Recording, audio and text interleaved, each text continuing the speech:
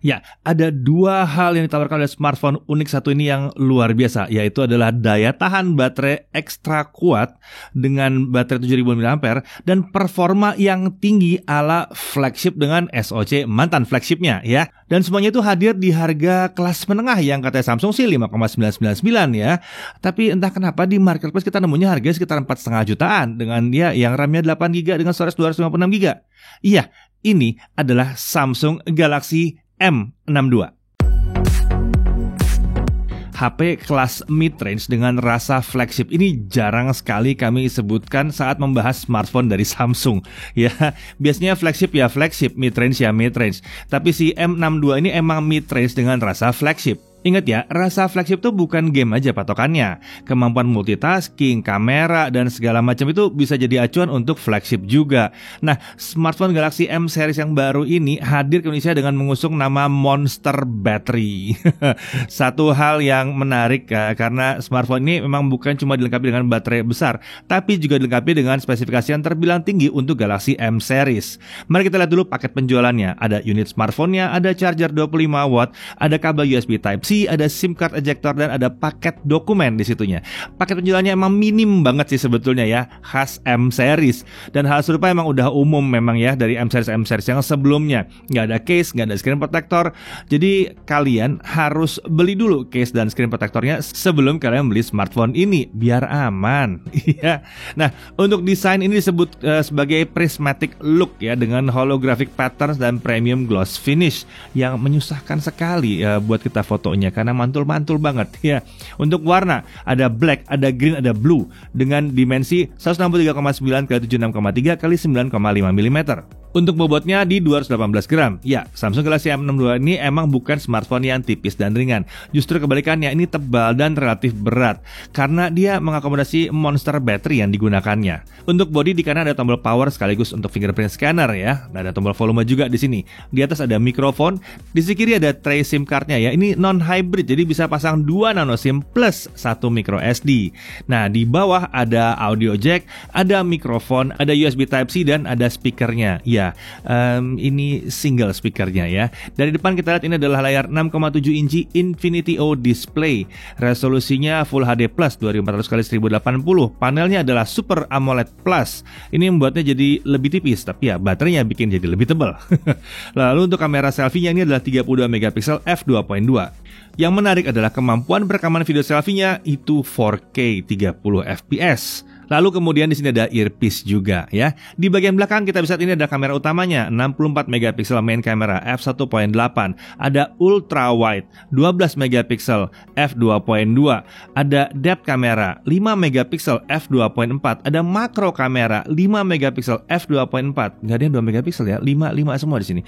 Lalu ada LED flash dan perekaman video di array belakang ini bisa mencapai 4K 30 fps juga. Dan untuk slow motion bisa mencapai 720p 480 fps. Nah, untuk jerawannya dia menggunakan Exynos 9825. Iya, untuk kelas flagship Exynos ini mungkin kurang mantap. Ya, untuk sekarang mungkin dia udah kurang mantap. Tapi untuk mid-range ini luar biasa ya. Ini adalah prosesor atau SoC atau chipset yang digunakan di Samsung Galaxy Note 10 Plus. Menarik kan? Saya sendiri tepatnya menggunakan Note 10 Plus ini udah buat content creation setahun penuh. Salah satu smartphone yang paling sering saya gunakan.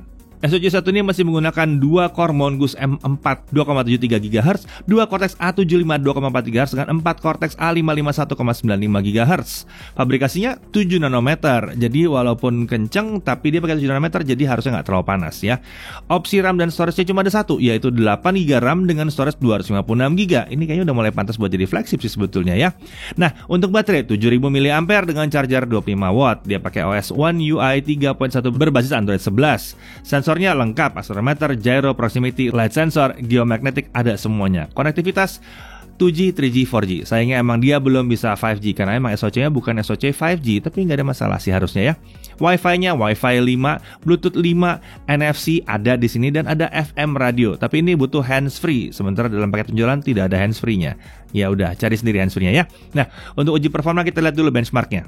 Antutu 8.39 itu di 376 ribuan hasilnya. Ini gede. Antutu 9 gimana? 496 ribuan untuk skor tertinggi yang pernah kami dapatkan ya. Ini tinggi banget ya. Kemudian Geekbench 5 ini juga luar biasa. Single core 795, multi core di 2000. Ini benar-benar kencang untuk multitasking dan ini konsisten. Ini konsisten banget. Untuk 3D kami melihat bahwa ini gak gitu konsisten untuk pengujian 3D. Trimark Wildlife menunjukkan bahwa skornya itu dari 3485 bisa turun ke 2705. Ini berarti dia konsistensinya cuma 77,7%. Ya gampang throttling kayaknya ya untuk 3D, spesial buat 3D. Nah, kalau kita tes benchmark biasa 4 kali berturut-turut untuk benchmark 3D ya, pakai Slingshot Extreme, dia bisa dari 5035 turun ke 2946. Jadi performanya tinggi dan bisa dicapai dengan mudah performa tingginya. Tapi kalau diajak gaming itu harusnya performanya akan turun pelan-pelan. Mari kita lihat, ini Minecraft. Kami menemukan bahwa performanya sesuai dengan pengujian Slingshot Extreme. Berawal di kisaran 50 fps, dia bisa dalam 2 menit, 3 menit mungkin turun langsung ke 30-40 fps. Tidak ada konsistensi di sini, tapi memang dia nggak jebol turun terus ke bawah. Paling nggak masih bisa dimainkan di kisaran 30-an fps untuk yang 16 chunk. Lalu beralih ke Genshin Impact, langsung aja hajar yang berat deh, settingnya lowest 60 fps. Kalian bisa lihat bahwa performanya tuh bisa 50 fps di awal, tapi lalu turun naik dan akhirnya bergerak ke 28-40 fps. Seringnya sih di 30-an fps. Ini sebenarnya udah cukup enak buat main, tapi nggak mencerminkan sebuah SoC flagship.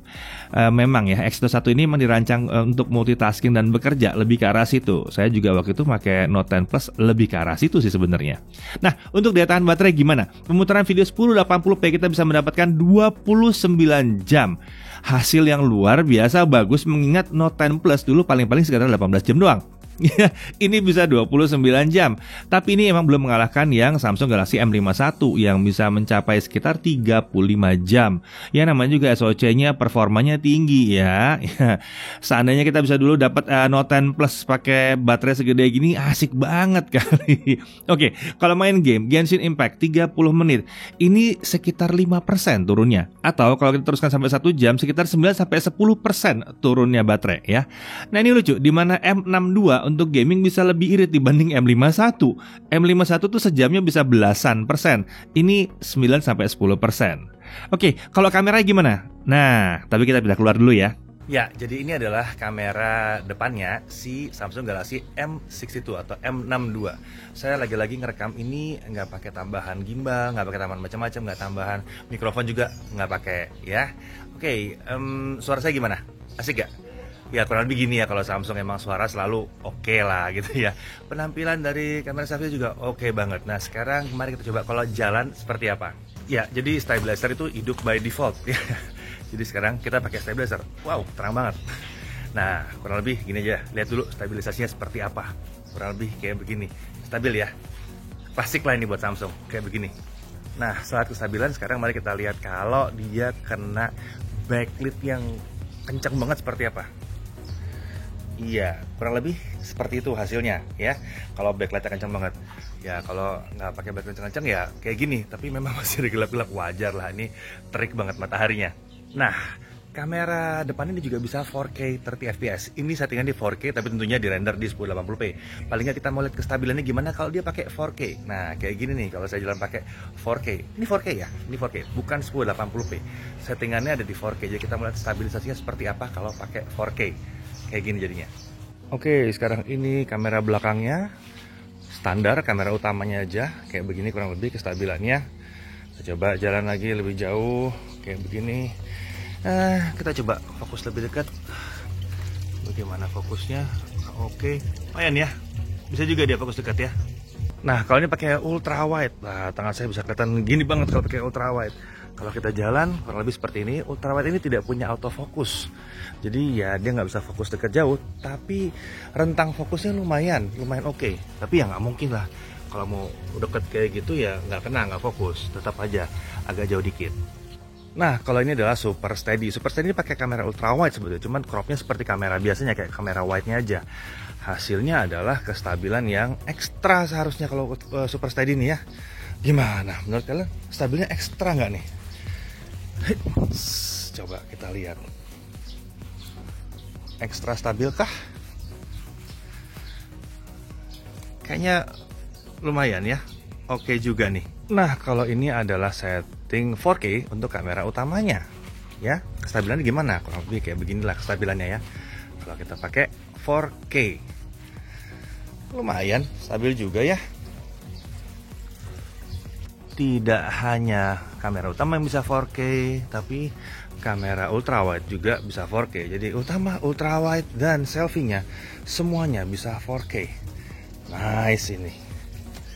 Oke, yang menyenangkan lagi adalah dengan kamera utamanya kalau kita ngerekam video, kita bisa pindah ke kamera ultrawide. Nah, jadi bisa pindah kayak begini. Terus kita bisa balik lagi kamera utama.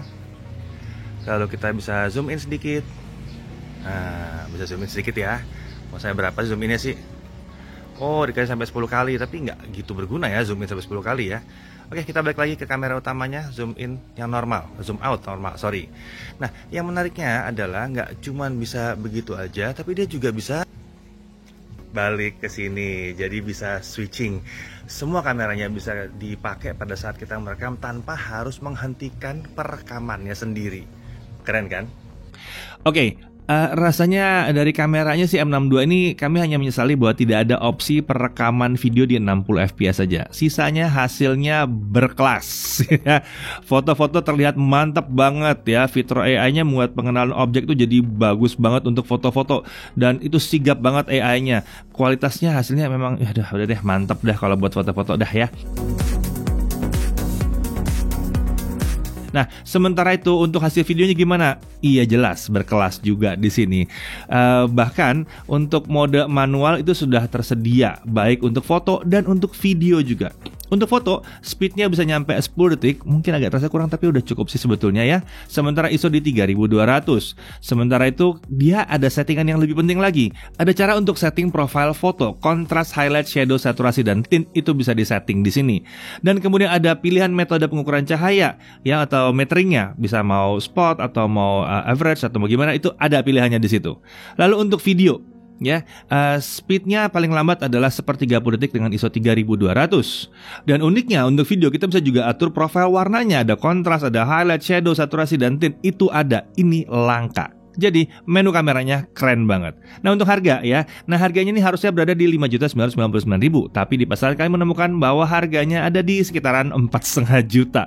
Jauh juga selisihnya ya. Kalau di 4,5 jutaan sih ini layak sekali, terutama kalau butuh baterai gede. Oke, hal yang perlu diperhatikan, ini adalah smartphone yang tergolong besar dan berat. Kalau emang daya tahan baterai itu penting banget, rasanya bobotnya masih masuk di akal sih ya. Nah, kemudian M62 ini pakai SoC flagship yang memang umumnya harusnya pakai sistem pendingin yang khusus. Jadi jangan heran kalau M62 ini performanya tidak sestabil di Note 10 Plus yang sudah pastinya pakai pendingin yang ekstra spesial di situ ya. Dan suhu permukaannya tidak terasa panas sih sebetulnya. Pada saat main Genshin Impact juga nggak terasa terlalu panas-panas banget. Sementara itu kalau kalian main Genshin Impact, memang suhu permukaannya akan terasa sedikit hangat. Tapi ini mirip banget dengan smartphone flagship pada umumnya. Nah kemudian perlengkapannya ini tergolong minim sih sebetulnya. Tidak ada case, nggak ada screen protector. Jadi saat mau cari smartphone ini, pastikan kalian beli dulu pelindungannya ya. Nah kita juga tidak memperoleh layar 90Hz atau 120Hz di sini. Ini layar klasik 60Hz. Tapi mengingat smartphone-nya memang dirancang untuk konsumsi daya yang rendah, layar 60Hz itu bisa dimengerti.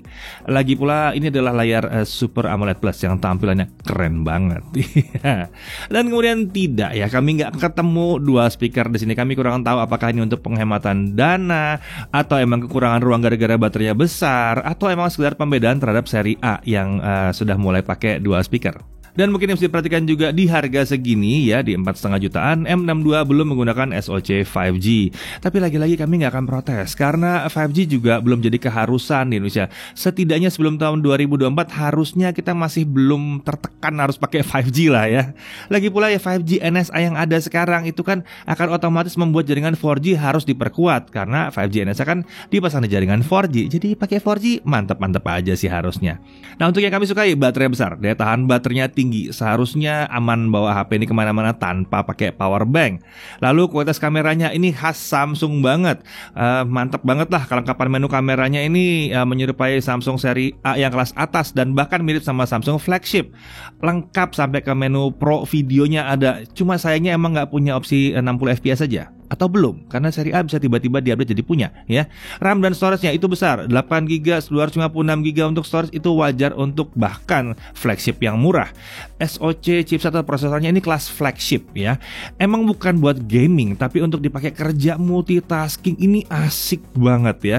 Pada akhirnya Samsung Galaxy M62 ini adalah smartphone yang unik. Performa untuk kesehariannya terasa nyaman dan kencang, dan rasanya seperti pakai flagship dengan kesigapaan perbedaan antara aplikasi yang nyaman sekali. Terlepas dari kemampuan gamingnya yang biasa banget ya, dan layarnya yang hanya 60Hz, kami menghargai racikan yang unik ini.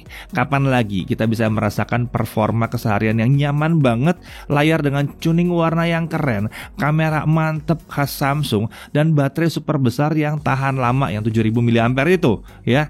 Ya adanya emang cuma di Samsung Galaxy M62 yang harganya sudah berada di kisaran 4,5 jutaan ini. Saya Didi Irfan, Jaga TV TV.